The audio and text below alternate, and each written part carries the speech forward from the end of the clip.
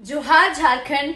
मैं हूं आपकी अपनी अक्षरा सिंह और मैं आ रही हूं 25 अक्टूबर को लातेहार विधानसभा क्षेत्र मगध परियोजना चमातू में भाजपा नेता श्री जेठलाल राम जी के सौजन्य से दीपावली के शुभ अवसर पर आप सभी लोगों से मिलने और आपका आशीर्वाद प्राप्त करने।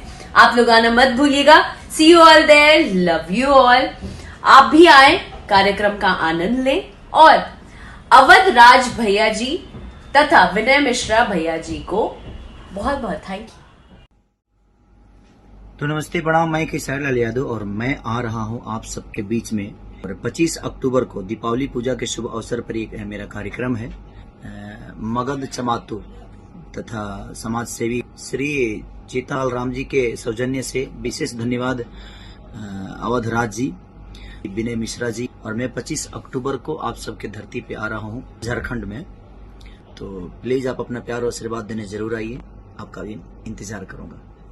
हैप्पी दीपावली आप सबको और हैप्पी छठ पूजा। नमस्कार दोस्तों, जैसा कि आप लोगों ने वीडियो में देखा तो तैयार हो जाइए 25 अक्टूबर को झारखंड के धरती पर और ज़्यादा से ज़्यादा संख्या में जाइए और धमाल मचा दिए इस प्रोग्राम में। हम मिलते हैं नेक्स्ट वीडियो में, तब तक के लिए बाय बाय, जय हिंद।